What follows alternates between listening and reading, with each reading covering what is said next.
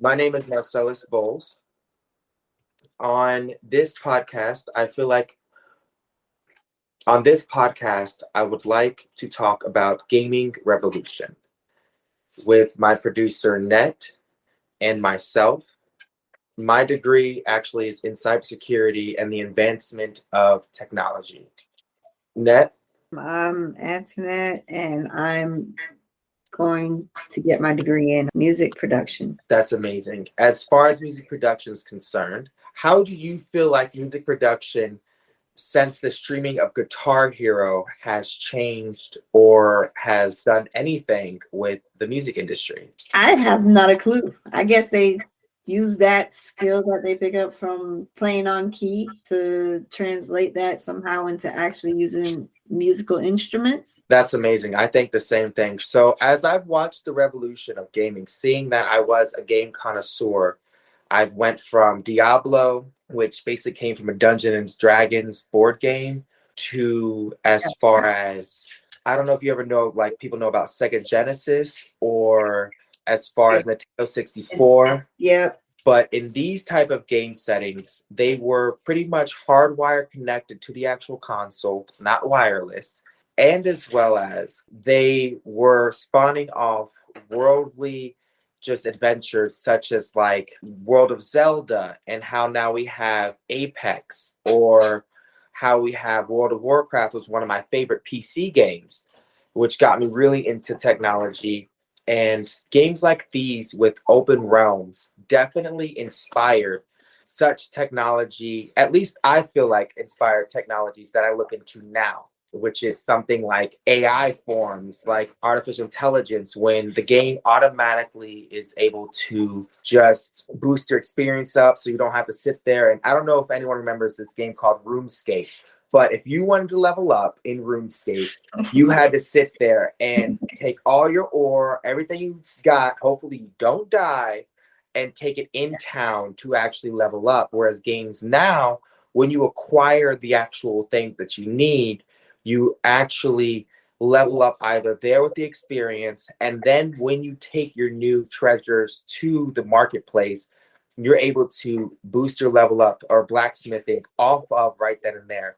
And from what I've noticed, had a lot to deal with when it came from memory storage. Memory storage was the hardest thing to battle in gaming consumption, as far as the revolution of understanding gaming and the way that it affected IT is now we had to realize that running off of one processor wasn't enough. So then we had these things called dual RAM drives, which expanded. Do you know about dual RAM? I had that on my computer. Okay, yes. So you see how gaming actually influenced the technology era. Yeah. So I felt the gaming revolution didn't just tell people that, you're not going to be nothing because you want to be a gamer or beta tester. What really it increased. Yes.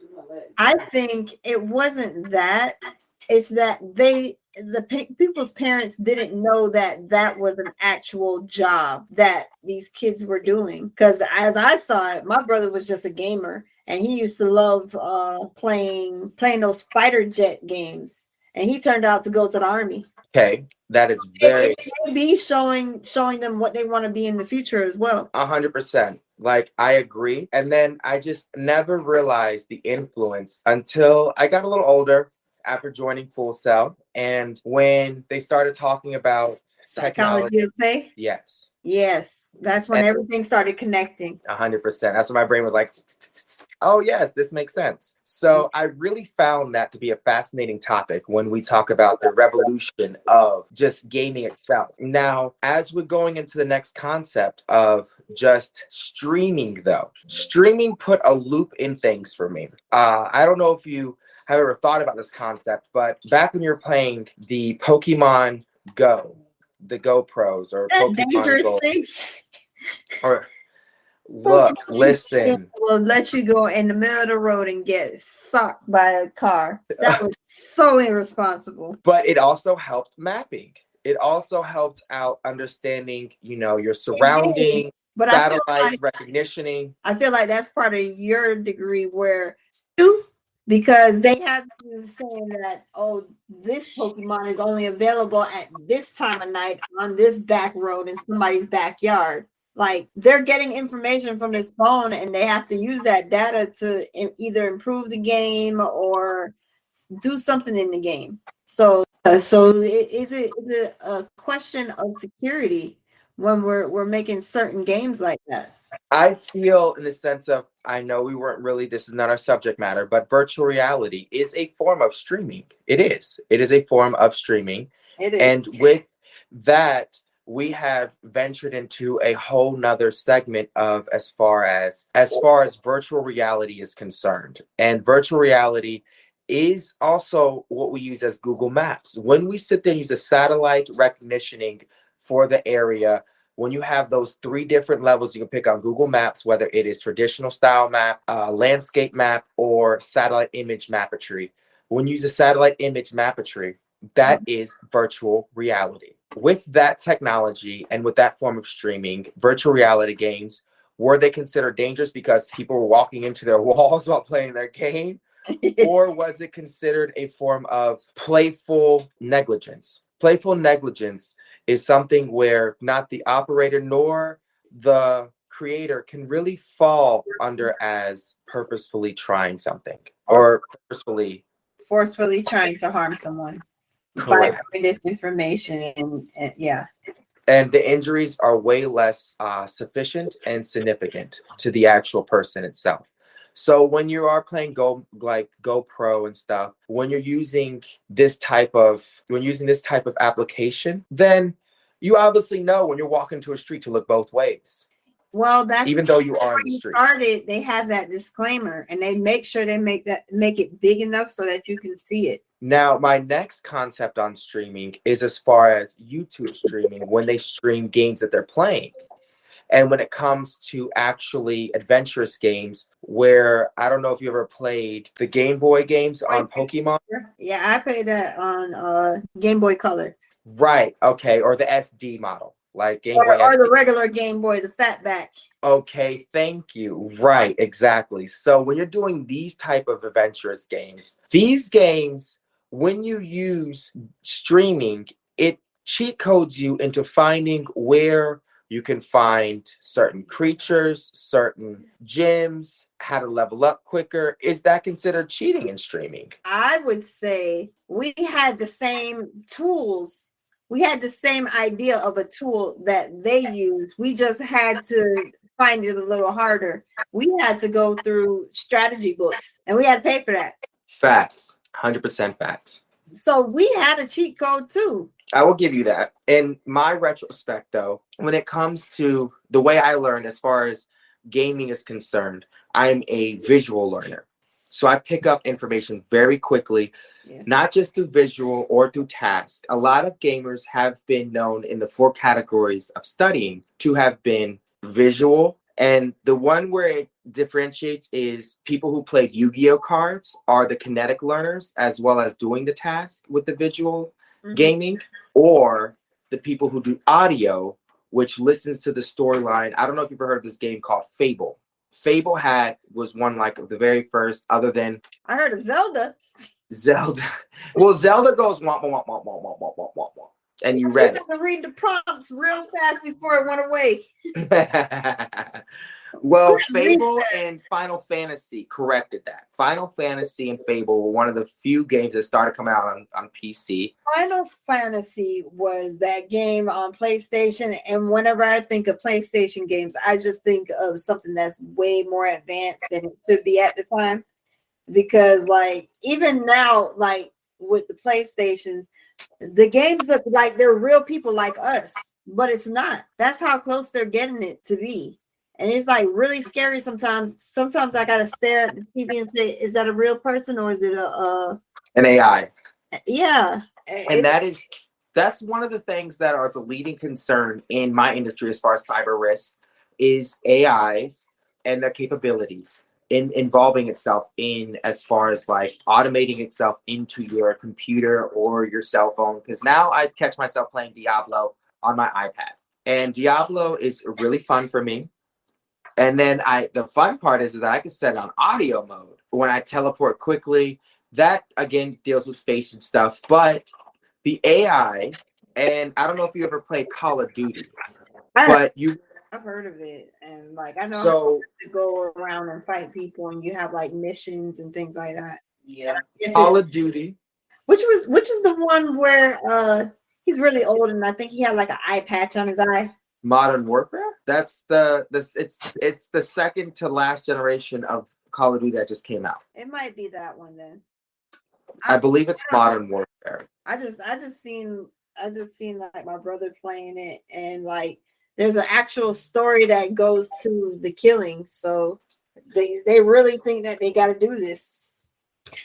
They based off of So I feel that Modern Warfare was a really big, iconic thing in the gaming industry because it was able to synchronize AI's computers mixed in with actual multiverse players and including different realms. Because the way AIs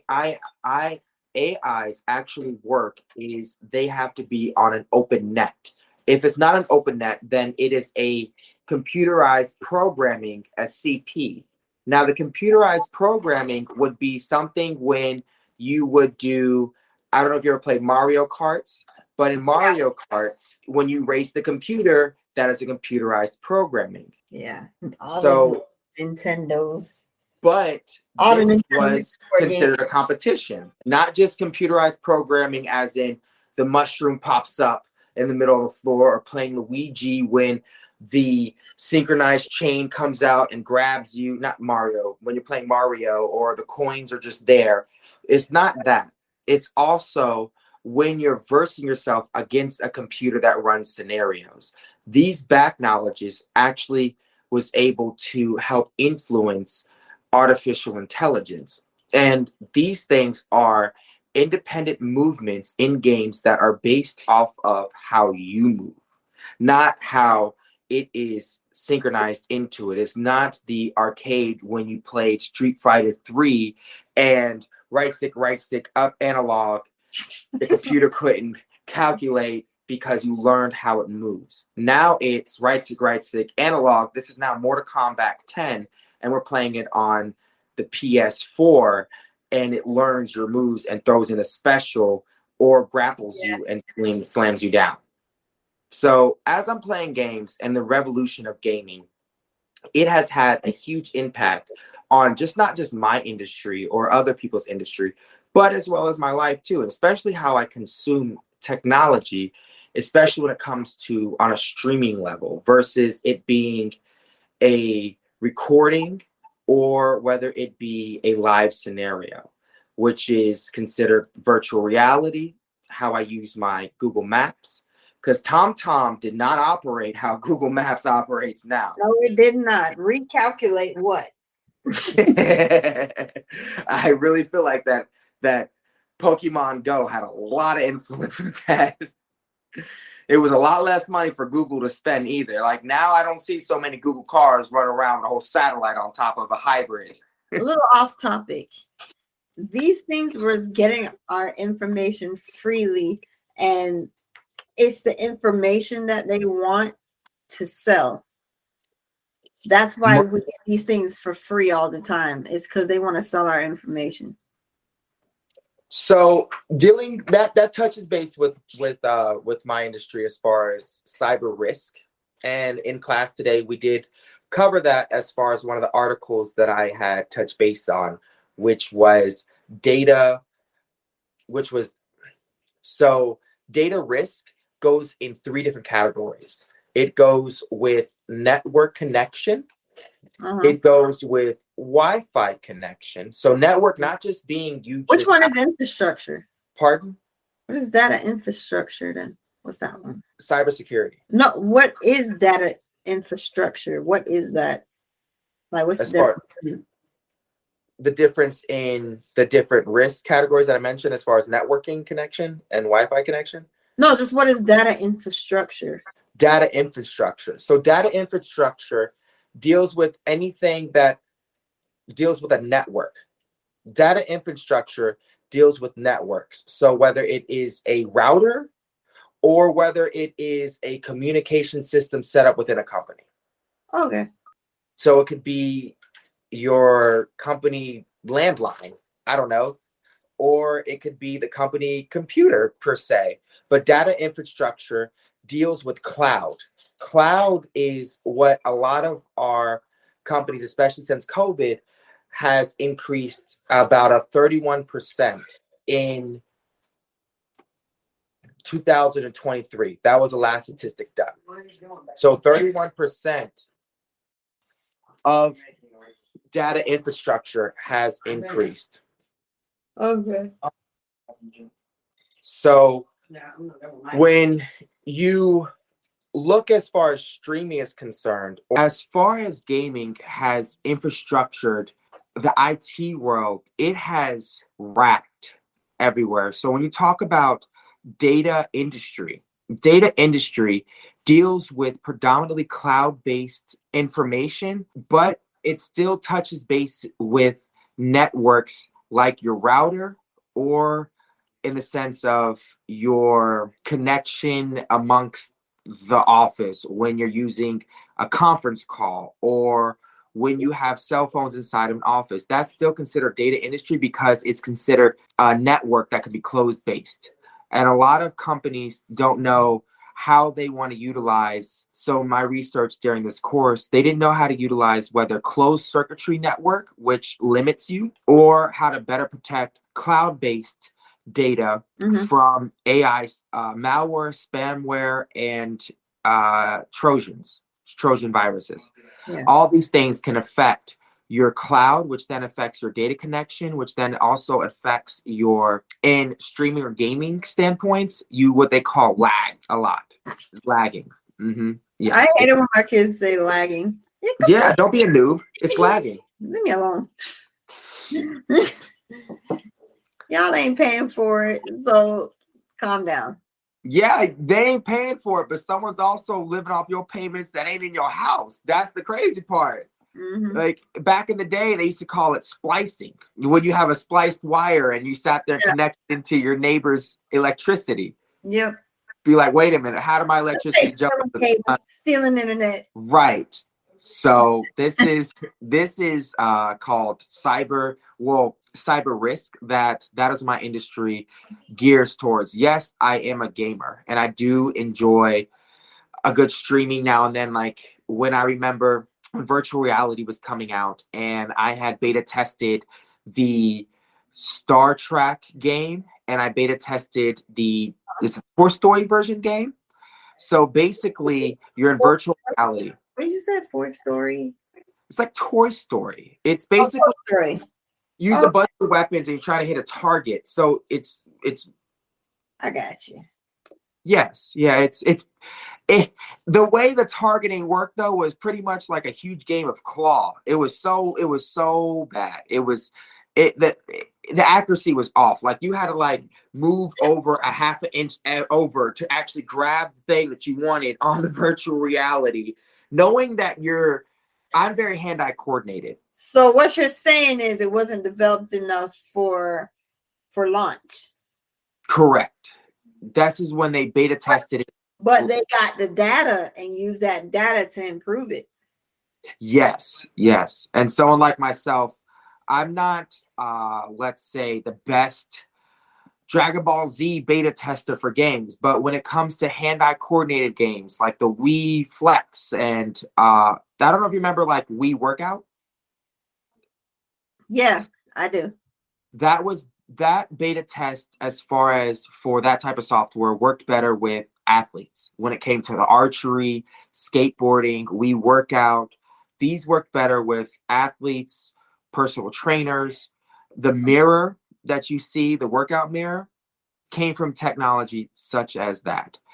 Yeah. So these things were not necessarily people that they saw themselves as beta testers, but in this case, in this category, when you want to talk about gaming and streaming revolution, that actually does fit a category of me, seeing that I was brought up in the gaming era, as far as leaving from arcades to Nintendo 64 to Nintendo Supreme to Game Boy SD, the Switch, all the way up to the Xbox 360, connect to Xbox. Like X or some foolishness or one or some ridiculousness.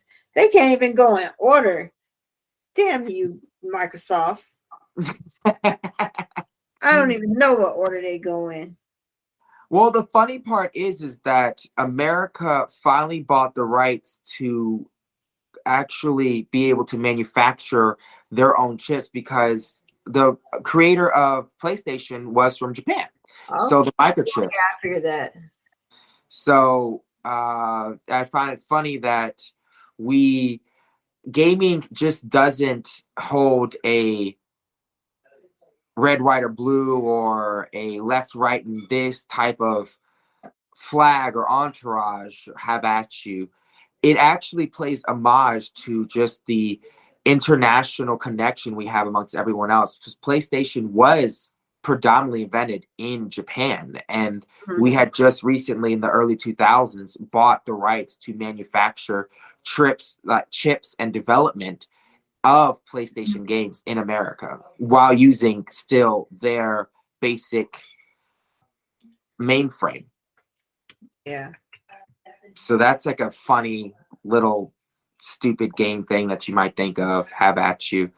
But ever since data industry has popped up in the gaming world, it was ever since games left arcades. But as far as games and just data industry itself has started, it actually, ever since it left the hands of the military, that is when data industry began, because they were based off closed circuitry network, basically still stuck on, at that time in the 1960s or whatever, they were still pretty much dealing with 110011 stop go stop stop, Morse code, binary coding. Gosh, Morse code, no.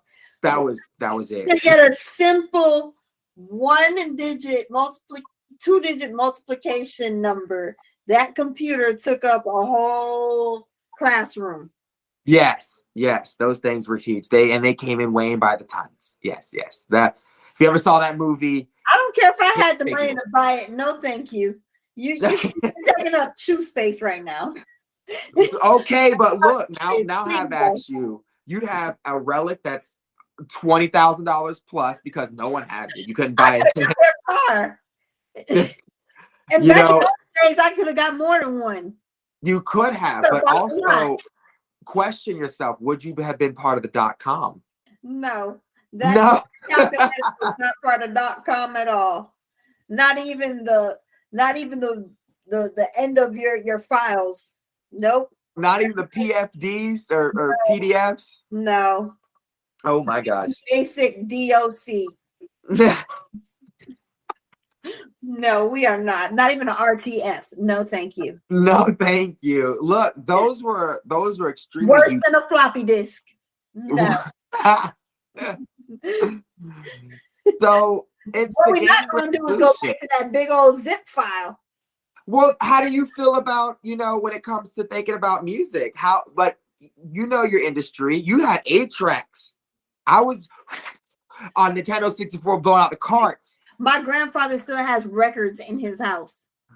And he just now got a converter to come to the newer age, because he had this thing where he said the records just play the music more on point than if it's digitized.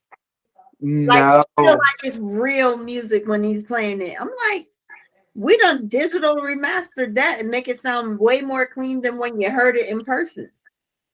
Wow, that's not accurate. That's not accurate at all. They got all the static. I understand where he's coming from, because every noise contributes to the song, and like those records would have noise and static. Yes. You see him put it when he's about to start it down. Where you put it? Do you remember the alcohol swab on the whole gaming console that you had to do on your disc? Oh my gosh, yes. I also remember when we had the cartridges putting into Nintendo 64, all we had to do was blow it and it would go. But now, like with the scratch in the disc, I see where he gets the concept. No, let me tell you about PlayStation problems. GTA 1, the most glitchiest game I've ever played. You'd be like, this time I'm going to get past the start screen and I'm going to be able to go down the block. No, the thing completely freezes and you got to reset the whole damn thing. I hated it. I was like, I know it's a good game until you interact with the glitch.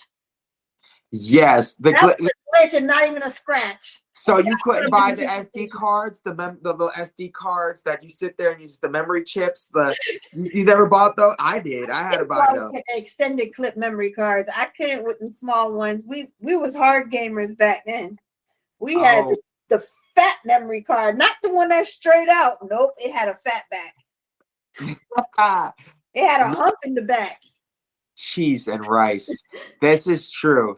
But the gaming revolution has definitely had marketed new products and technology, as far as just from junk drives to RAM drives to dual processors to as far as virtual streaming is concerned. And as a consumer and as well as a future, I guess, innovator, developer, however you want to look at it, or just protector, when I see these type of things, I grow worrisome, but at the same time, I'm excited.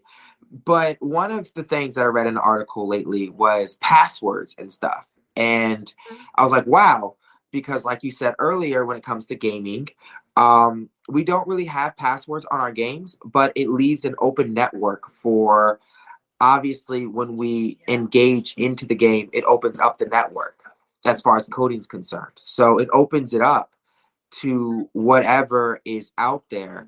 And the biggest problem that I found thus far with PlayStation 5 and 4 was the fact of the lagging, but that was because if someone was trying to hack your information, whatever, your open internet connection. Excuse me? Did it put up a defense before you went? That's why it was lagging? No. The firewall is not understand that firewall doesn't kick in quickly, and then when it does, it lags the game. Oh, so that is something I realized in the gaming revolution. So my future prediction is that the gaming revolution is also going to affect on how we protect our open networks when it comes to connecting to Wi-Fi, when it comes to our actual devices connecting to open Wi-Fi's like at a Starbucks, versus us closing out the networks and being like, you have to have this password, be part of this store, where a lot of these stores don't like to have that enclosed network, but also because when their merchandisers come in, they use a lot of digital based technology to allow them to scan in products and stuff. Those little scanners, they're remotely connected to the Wi-Fi that allows to update into the system at a warehouse. I know that was a lot of information, but let's boil it down to when you go into a city and you want to connect to the city's Wi-Fi. So game streaming on the PS5 and the PS4 allows us to have a more adaptable firewall that allows an open network, but still contain and protect your private information. When we look at the game streaming revolution, it brings up a lot of questions, but it also leaves a lot of room for innovation when it comes to technology itself. This is why, as a gamer, I decided to go more towards cybersecurity, but still I have my I guess, blue stripes or whatever stripes that you have at you towards playing games, where I don't play a game like a noob, but I also understand the risk and the data risk it comes behind it. And these are rising questions in the industry that, you don't really hear about in the mainstream, because one, they don't want to worry their consumers, but two, when you're sitting there and you're starting a whole new trend, a lifestyle trend when it comes to live streaming, things like that, Pokemon Go, when you have your actual network or data information or data industry opened up from your Palm Pilot. I'm kidding. It's not Palm Pilot. It's a cell phone. From your cell phone. Blackberry. Yes. When you hear and the three little dial-ups come up and you see the AOL man running like this. Like, so when you're dealing with this, there's a lot of concern with the gaming revolution world as far as being able to protect the consumer. With that being said, though, do you feel safe playing certain games when you understand that risk? I would understand that risk. Just for the most part, people they're gonna want to play the game because they see all their friends playing it, and like unless if there's a leak online that says it and comes in my inbox, I wouldn't know. I would just play the game. If I didn't get any information about it being it could be at risk, I'm still gonna play the game because everything's gonna hack everything. That's why, like, if you're going online, you could play in the incognito mode if you want, but you could also put up. People have virus protection on their computer to help them protect from that. The virus protector will catch it before it gets worse and tries to self-contain it. So, well, a virus protector is meant for a virus protector is built for things considered like Trojan horses. Malware is something where it is an email or a notification or a message that is sent on a message board that troubleshoots and bypasses the actual firewall. But so even that's the issue we're having now. But even on those websites, before you even get on certain websites like that, where if Google finds that it can have an issue, it'll tell you before. It'll give you this prompt. You can't go until you select one of these options. Say this was known for having malicious activity. We're warning you. You may not want to go to this website because it's dangerous and they may steal your information. We're just letting you know. And then you hit proceed anyways. That's on you. Well, that's true. But this is why in my industry right now, especially as a gamer, why we're having such a controversy between closed network playing, where it literally the game setting does not access too much of the memory mainframe in your cloud, and therefore it's an isolated event which you can just delete the email or delete because ransomware is it's configured to go through your actual device, but it's home base, and when it has to leave with the information has to go back through that actual letterhead, has to go through the email. I always thought closed network would be like, oh, this will be on this server, so like only these people can get on this server, and if they don't have the password to it, you can't get on that server at all. And if you don't have a profile, network would kind of be like, yes, even though you're not on the same Ethernet line, you're on the same network. Ethernet? Yes. We went to Ether. It's a direct cord that goes into. I know, that's what I'm saying. Even though you're not on the Ethernet, you still can be on the same network. Well, there's Wi-Fi now. We passed Ethernet a little while ago, but I mean, yeah, Wi-Fi. But like usually when you have Wi-Fi, you still have it connected into the internet. It's not. They don't have it just where it's just Wi-Fi. You're playing off of your Google. If you have the password to this router, and then you allow 3 people on it, and nobody else from the outer world will be able to come in on this because they don't have the phone number to this or some foolishness like that. As a gamer, though, you're limited. And when you're playing games like Pokemon Go or these open realms, when you're playing these type of games, you'd still like the fluidity of being able to venture out. It gets you. The point of these games is to get you outside. The point of these games is not to sit you at a console. Yeah, who outside? People like one or the new one. Get me outside myself. If you the newer generation games or the older generation games, leave it to Beaver. I will stay inside all day. If you between my homework, sleeping, and gaming. Yeah, you're gonna stay inside with these games. You're not going outside. Between You have to get to the next is, level. TikTok is the most adventurous one because they want a different background setting. That's why they go outside. Okay, let's be real. Let's be honest. This is why. No, the outside is for 2 seconds just to make it seem like they're doing something. Did you see you see what they can do with TikTok? They can do the reverse camera. This lady asked this guy for his sandwich and she played it back on the internet backwards. So it looked like she was giving him the sandwich. She took that man's sandwich and he looking crazy. Oh, that's beautiful though. But She that's 2 seconds and that was it. And that's what she said. Oh, I was outside all day and take a picture. Lies lies. for 2 seconds.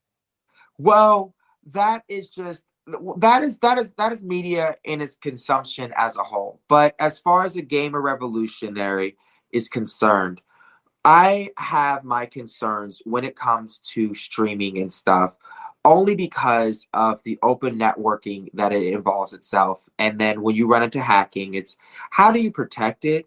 But it's not necessarily how you protect it with the firewall and all that, because it's everything's a revolution. It is a solving matter. But we are basically in the Romeo and Juliet times right now. Like everyone says this weird, this, that, a third, Mercury done reached its whatever. Someone rolled a 12, fighting a dragon. It's more how we can protect our personal information that's on our computers and things like that. Now we have avatars to help kind of dilute that information so that way you're able to spawn yourself differently in the program setting, so that way it's not so much personal information with your whole name, like as if you're chiming into Facebook. But Facebook, as far as like someone who plays Facebook Farm or whatever have at you, like the new Sims, it still opens up our network. And with these type of codings and stuff, it's basically gaming has allowed us to funfully figure out how to negate future problems. And that is why I feel like gaming revolution, from virtual reality to consoles to live streaming, and although I still feel like streaming recorded is cheating because you basically look how someone else goes through it, but that's my personal opinion. It depends on what side of the fence you're on. You may be there just to see a show. The 8-track was better because like you don't want to play yourself, you just want to watch somebody else play it. No, that is, you just want to watch someone else play it. That's it's like going to a concert. You're going to watch somebody sing a song and you got it on CD anyway, so you could just go listen to it whenever you want to or stream it on YouTube. That's a good concept. I mean, I feel you on that concept a bunch of different ways. But as a pure gamer, you cannot call yourself a gamer if you're trying to watch other people stream on how you learn Apex? You know how you learn Apex? You go in there and you get beat up a few times. Now you can't say gamers can't watch other people stream. Now, if you're a gamer and you want to go against another gamer, you can be watching their moves just like a sport. You could be watching how they play, what they like to do. They like to hook left. They like to hook left and make a surprise entry from the right. You never know. Like, it's still informational. This is true. I guess just as a beta tester in previous things, I find it as like, what? So when you sit there and play games, like, I was never more into Modern Warfare, although I much liked it. I also found it very fun to play games like Uncharted. I don't know if you ever heard of Uncharted, but Uncharted. Yeah, because of the movie. Like, I knew about it. I just didn't know the story behind it.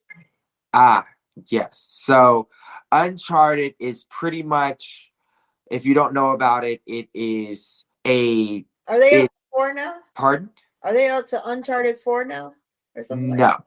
They haven't got to Uncharted 4 yet. And I really would hope if they're listening, they would put it in virtual reality. But that's my next console that I do. It would have been nice if we had video and then we showed one of those oopsies from virtual reality. Oh, he jumped We were off playing on the TV and then all of a sudden he went like this, and just whack the crap out of the TV. Now we don't have a TV to watch anymore. No, Uncharted is more like you jump over a cliff and then you found out that the chair was in front of you. Uncharted is like you snuck around a vine and then you're like, oh snap, let me shoot the snake, and then you pop your hand up and you knock the light lamp down because your hand shot up in the air. Oh my gosh. That's Uncharted. Uncharted it's really, I like the adventurous part, because one thing I always say as a race, we forget about our voyage, our exploring.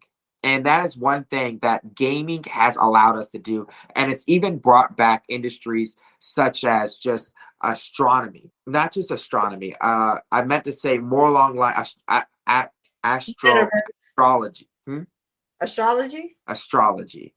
When we're studying stars. Metaverse. Pardon? The metaverse. Yes. Well, we have all these rovers and collected data and pictures of the galaxy outside of Orion's belt and just beyond more than just what we can see on the Earth's surface of just collection of stars. So with that, you want to interject this into the minds of people around here, because that's how you inspire not just innovation, but that is also how you get a good concept of, okay, well, we need to boost this industry back up, and we need people who are willing to study this. And the best way to get someone interested in it is play a game. When you're a kid, what you learn, how to count. You grab some fruit, you cut the fruit up. Oh, it's 2. Oh, cut it again. This is 4. You played a game.